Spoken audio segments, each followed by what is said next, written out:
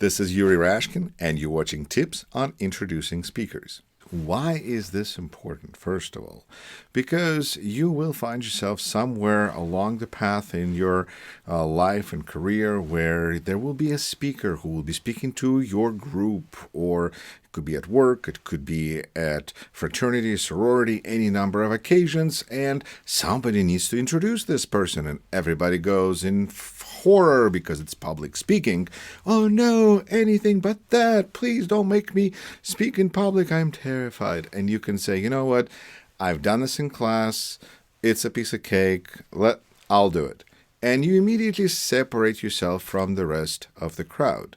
So that's a good networking opportunity. It's also a nice opportunity to put yourself in a spotlight, but not for long, but just for a little bit, because you are just there warming up the crowd for the main act, right? So let's get to it. What is the goal of introduction? The goal is to get people excited, to prepare them for what they're about to hear.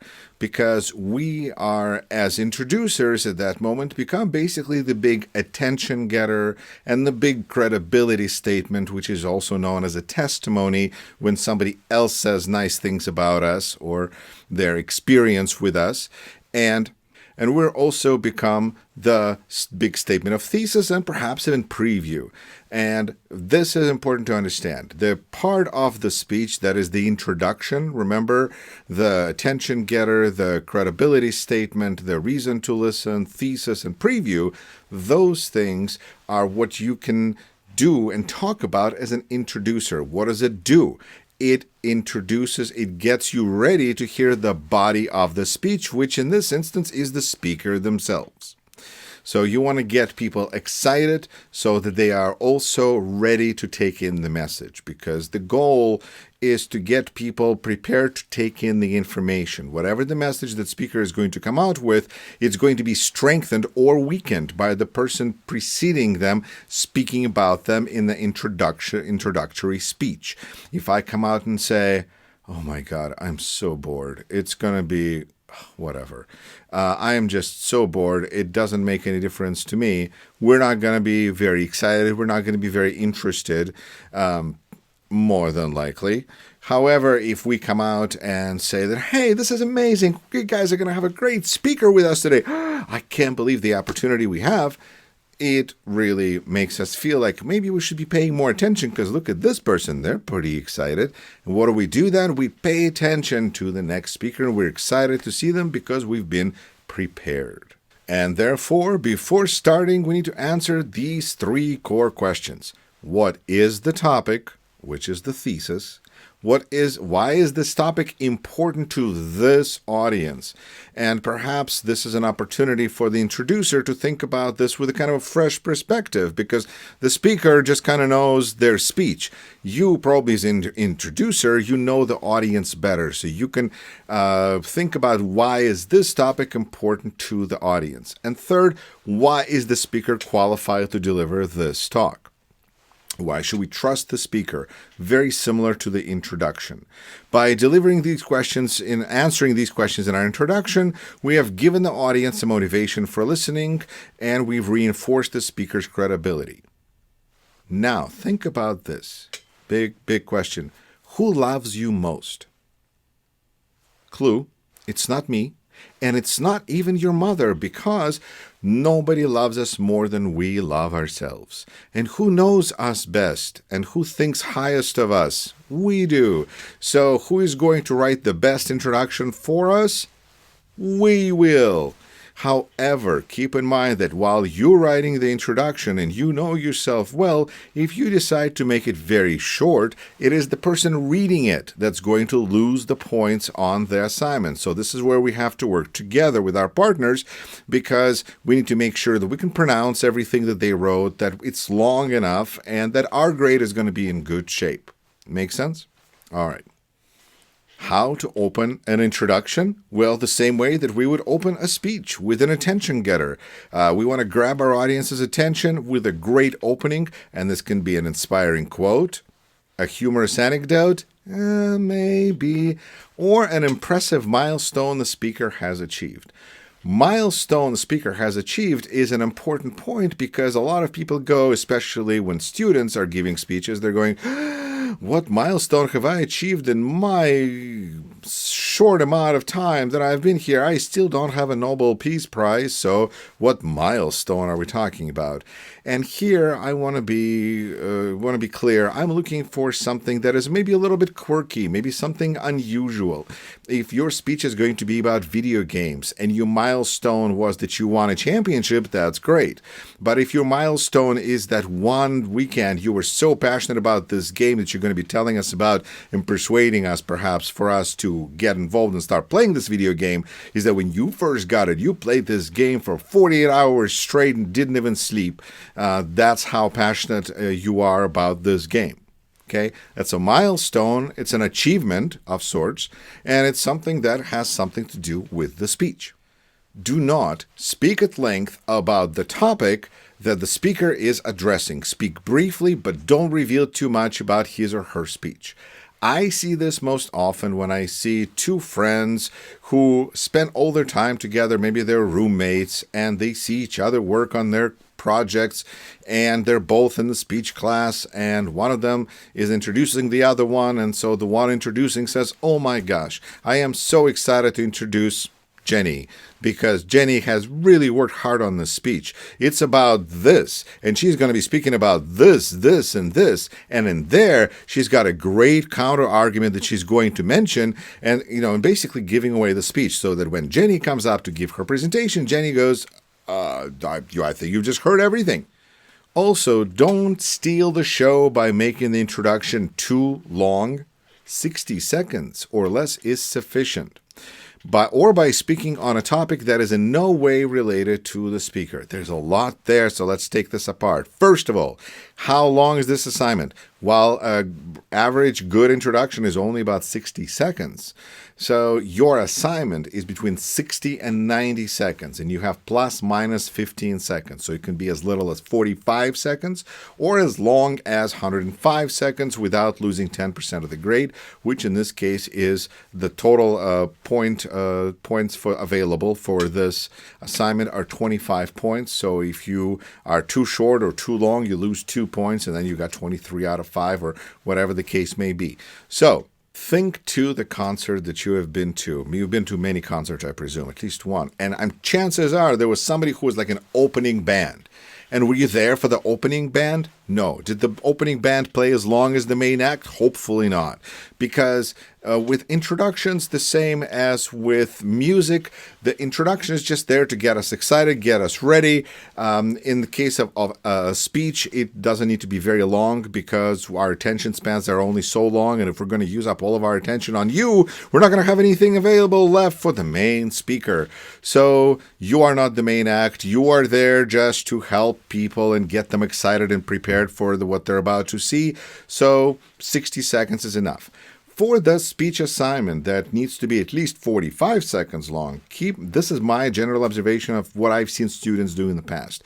If they share one story about the speaker, chances are they're going to be under 45 seconds. If they tell us 2 stories about the speaker, chances are you're going to be over 45 seconds. So think of it that way. If you can tell us 2 stories within your introduction about the speaker, you're in good shape, but also practice reading it. If you are coming out at 20 seconds, you need to add something to the material. During the introduction, we establish the speaker's authority and expertise. This information will help solidify with the audience the speaker's credibility as a subject matter expert. And introducing the credible Hulk. As audience, we're going to pay a lot more attention to a person that we respect and that we consider credible in the field that they're speaking about. So, this is why when you give a speech, one of the very first things that come out of your mouth is why you're credible to speak on this topic. Similarly, with introduction, this is an opportunity to gain credibility even before we start speaking. And as I mentioned already, when somebody else says something else about us, it carries a certain weight with audience because this is not just you saying I'm wonderful, but it's somebody else saying that you're wonderful. And unless we know that this person is directly on your payroll, and even then, we are going to pay attention, we give more weight to an introduction, a testimony, if you come out and tell us that this person is credible. Meaning, if Jenny comes out and Jenny gives a speech about chocolate chip cookies, we're like, okay, well, I know how to make chocolate chip cookies. I've made chocolate chip cookies, oh, yay. But if before Jenny comes out, Bobby comes out and introduces Jenny and says, oh my gosh, you guys, we are so lucky because we have with us person who won 5 championships for her chocolate chip cookie baking skills, and it happens to be all true. Then, when Jenny comes out to tell us about her award-winning chocolate chip cookies, we're going to be like, I know I've made chocolate chip cookies in the past, but I better give this one a listen just to be safe. Okay? So, just to be safe. So, this is where we create that credibility for the speaker, and we say some nice things about them, and not just, oh, she's such a nice person, but numbers, credibility, facts, something that is relevant to the topic. We'll talk more about this in a second. How should we act? Well, remember, the audience takes cues from us. If we seem disinterested, they will be disinterested. If we are genuinely positive and enthusiastic, they will be too. Our choice of words, voice, gestures, and facial expressions should all convey enthusiasm. What does it mean to be enthusiastic? Well, it means having a smile on our face or doing something with our body, a language that indicates that we are paying attention, which usually means some kind of slight movement. Don't overdo it. And that really is the key. Don't overdo it. You want to be outgoing. You want to be smiling because we know it's important for people to know that we are happy and then they can relax and they can take in the presentation. So we want to be smiling out there unless we're speaking about something that it's inappropriate to smile about. And we want to be authentic. If you are an introvert and you're going to come out and do a cartwheel, it might look strange. It might not work right because that's not who you are. So be true to yourself. But please be interested and act interested in the topic and in the person, and particularly in the speech that they're giving, by showing us, by not giving us the signs of somebody who is disinterested. If you come out and you're like hands in pockets, going, yeah, Yuri's going to be speaking. He's going to say some stuff about some video game. I don't know. I'm so nervous about my own speech. I have no idea what he's going to be speaking about. Whatever. You guys just, has it been 45 seconds? Oh, thank goodness. Okay? So don't do that, because at that point, speaker comes out, Yuri comes out, and he's like, come on, guys, pay attention. I have an exciting speech. I know she said it's boring. He said it's boring, but it's not. I'm exciting. Come on. We don't want to do that to people. So it's almost like the decent thing to do is not to start by poking holes in a person, but by lifting them up, which is what introduction can do. Getting to know you. If the speaker is previously unknown to you, get to know them. Google them. Talk with them. Ask others about them. Research the speaker and their expertise until you are excited by the opportunity to introduce them. It is entirely possible that you're going to be introducing somebody that you just don't know very well. You may not be familiar with them. You think that this is just a person, but others are so excited about this Harry Potter book business. So I don't know who this J.K. Rowling is, but I guess everybody else I talk to is just like, oh my gosh. So if that's the case, maybe I should be a little more excited. All right. I mean, I don't read books, and okay, well, J.K. Rowling, woohoo. But that's what we get from talking to other people, is that energy that they infect us with. So we want to talk to them. We want to get excited about the speaker, even if we're not excited, because we need that excitement. We just discussed that being excited about the speaker is kind of a good thing, almost requirement. So how can we get that excitement? By speaking to somebody else about them or looking them up. I know that my excitement of meeting a guest or somebody inevitably goes a little bit higher if they have a Wikipedia page. If I look them up and they have like a Wikipedia page of them, I was like, wow, I should really know this person. This is a person of some significance, right? So it gets me kind of excited because I'm speaking to somebody of consequence. In your case, who knows who you're going to be introducing? Google them, talk to others, even if you're not excited yourself.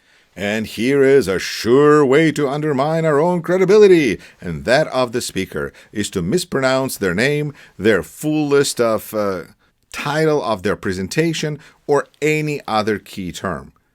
This is easily avoided through practice and by confirming the correct pronunciation with the speaker before the presentation. I knew someone who was moonlighting as an MC in a comedy club.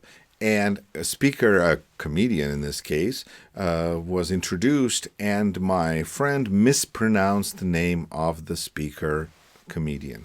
Oh my gosh, the comedian had so much fun ripping on the MC for the next 5 minutes.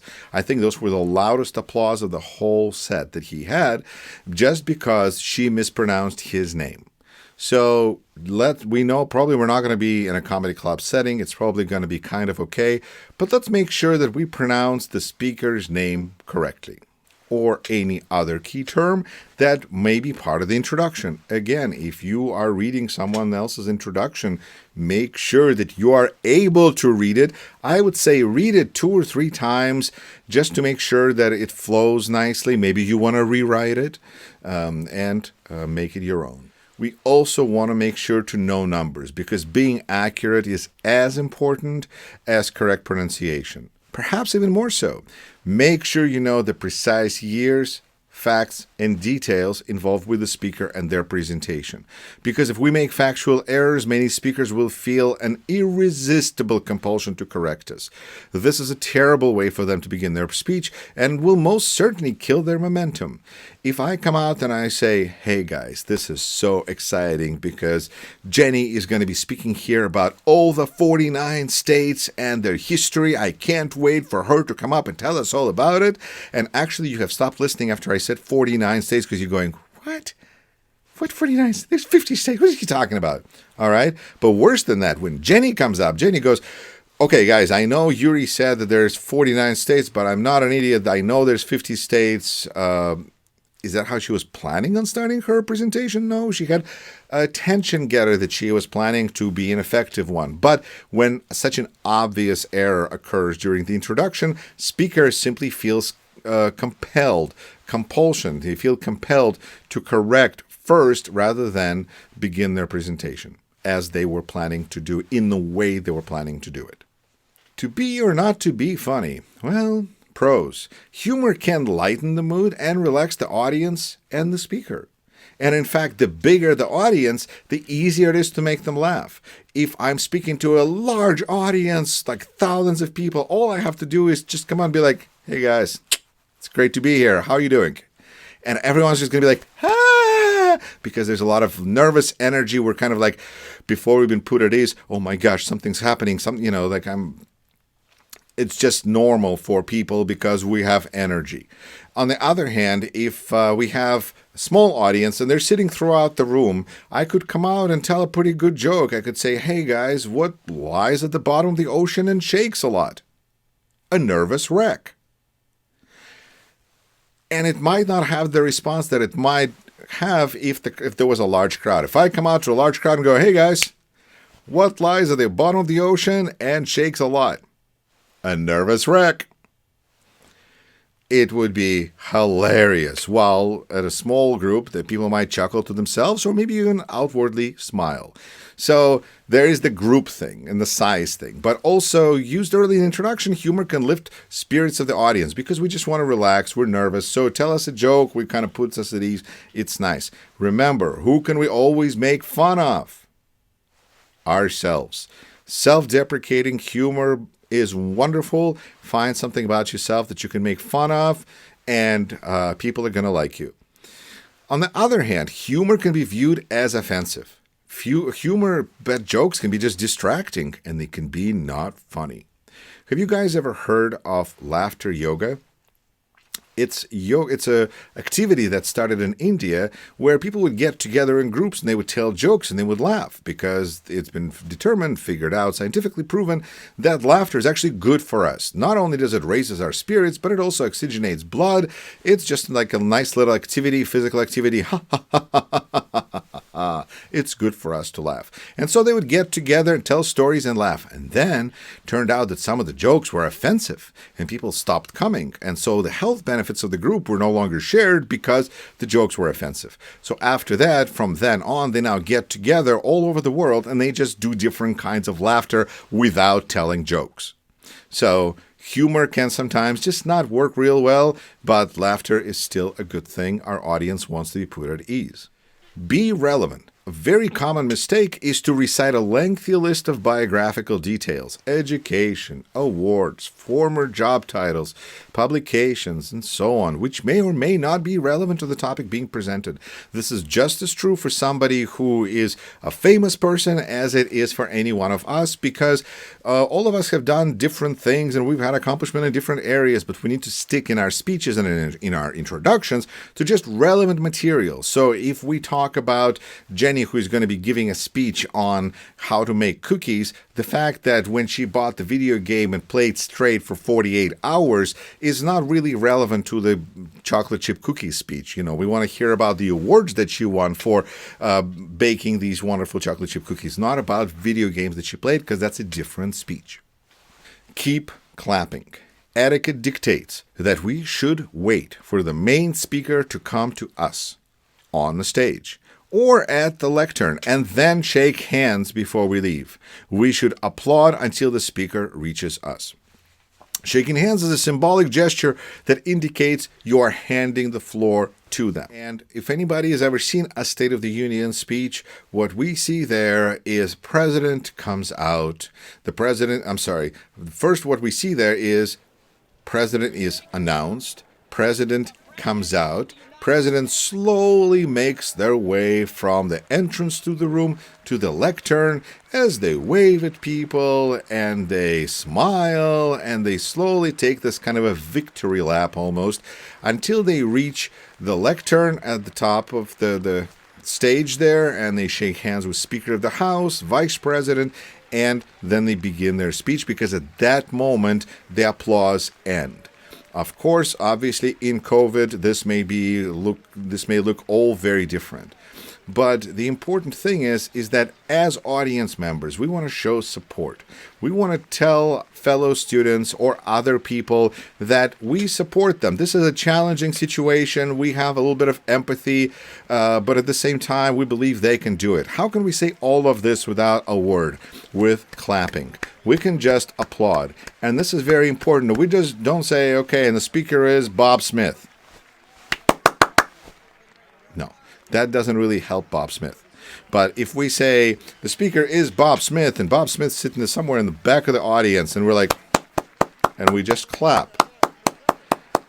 Not very loudly, as Bob Smith makes his way down the aisle and he comes to the stage slowly, and he would just keep clapping, and then he shakes hands. How do we hand over the stage in COVID is different, because we obviously do not feel comfortable right now to shake hands, although there is a certain amount of pressure, and if you have a hand sanitizer and you discuss this with your introducer and you're comfortable shaking hands and then, wiping them immediately before you proceed with a speech, and you've got this all rehearsed and you're comfortable with it, that's fine. On the other hand, I think handshaking historically has held a lot of meaning in different cultures. So if you can, it is the preferred way. Trust, communication, all sorts of things. On the other hand, in COVID, if you want to do this, if you want to do this, if you want to do if you want to do a fist, elbow bump or ankle bump, anything you want to do is basically acceptable, but I would highly recommend doing something to indicate handing over the stage and lectern, because at that point we know that you are now in control of the stage. The applause stop, introducer sits down, and we are ready to proceed to your speech. Be prepared. Know where the speaker will be as we speak our last words, so that we can turn in that direction to greet them. What I mean here is that if you're coming from over here, if you're sitting over here, like there you are, I can see you. Let's say I can't. I'm looking at the camera. And I say, and here comes our speaker, Bobby Smith. And I look over there. Let's say your name is Bobby Smith. But you know what? If I'm pointing over there, why should you get up and go? You're probably going to be like, Is that me? Is there another Bobby Smith? I'll wait. So it's just important to communicate with your introducer where you're going to be. In a classroom setting, it might be easier. In other settings, it might not be as easy. Sometimes we speak from a stage where we can't see a single thing in the audience, and we need to know where the speaker will be so we could point to them. That's part of the preparation of knowing where the speaker will be seated. Occasionally, the speaker may have a special entrance plan, such as entrance music, a stage stunt, something with a prop. Make sure to ask the speaker about this and do whatever we can to support them in a successful entrance. You and your partner in this project, or you and your partner in the introduction speech setting, are part of the presentation team for those few minutes that you're working together. And so how you hand over the stage, this kind of goes continued with that, is up to you. If you don't want to do some kind of a hand over bow, and you want to instead, because you're going to be speaking about athletes playing, getting paid to play for college, in college sports, and you want to begin this by attracting our attention by taking a basketball and throwing it into your introducer, it's going to get our attention. It's going to get a lot of attention, but the introducer just has to know that this is what's happening. So be creative, use your creativity as far as you can utilize your introducer in some kind of a way to make your speech more interesting and gain our attention, which makes us more likely to take in your message and be persuaded. Control our voice. Our vocal delivery, strength and volume should build toward the end of the introduction. One effective way to do this is to end with the speaker's name and explicitly encourage applause. By the way, if you're explicitly asking for applause for yourself, you're in terrible shape and you should never run for president. However, if you're asking for applause for somebody else, that is totally A-okay. It's a wonderful thing to do. So, for instance, you could say, "Ladies and gentlemen, please join me in welcoming our guest speaker, Bobby McGee." Two things are very important there, actually three. First of all, Bobby McGee is from a song by Janis Joplin, Me and Bobby McGee. If you don't know either one, look him up. The other thing is, it is very important, practically crucial, that you end your introduction speech assignment with 2 words. And those 2 words are your speaker's first and last name. Please make sure those are the last 2 words. It's very important for the speaker. It's very important for the audience to hear those first and last name of the speaker. The speaker knows this is their cue. The audience knows this is when the speech is, this is, by the way, who is speaking, when the speech is going to begin. It's wonderful, very simple. Make sure to end the speech with the first and last name. And even if you feel like you did your presentation, enjoy, you said, and then you're just hanging there going, "Oh boy, I didn't say first and last name. Oh boy, what do I do now?" Just say Bobby Smith, or better yet, the first and last name of the speaker. Just, you can still say it without all sorts of introductory stuff. Just say first and last name of the speaker, and then your introduction is complete. Finally, here, I want you to keep in mind that first and last name of the speaker should be said, if not with a crescendo, at least loudly enough for us to hear it. Some of us have a tendency to mumble a little bit at the end of our sentences, and it is not entirely clear what we've said at the end. When we're introducing somebody, that end of the sentence is very, very important. So please make sure to end your speech with the first and last name of the speaker and say that name loudly. Thank you. Here is what I'm looking for in your introduction. I'm looking for you to tell us who your partner is. What will they be speaking about? Why is this relevant or interesting to this audience? Why are they credible? Why should we trust them to speak on this topic? And I want you to name a milestone accomplishment for the speaker. If you are not sure what a milestone accomplishment is, rewind earlier in the video when I talk about it a few minutes ago. And now all we have to do is take a look at questions for the final. Here are your 5 questions. Number 1, name 3 ways that jokes in a speech can be ineffective. The answer is offensive, not funny, distracting. Question 2, how long should an introduction be? The answer is 60 to 90 seconds. Question 3, what should we always end introduction speech with? The answer is speaker's first and last name. 4, We should mention a milestone in an introduction speech. True. And question 5, how long should an audience clap after intro speech? And the answer is until the speaker is handed over the stage. And those are the 5 questions for the presentation on tips on introduction speeches. Good luck on final, and I hope this was useful to you.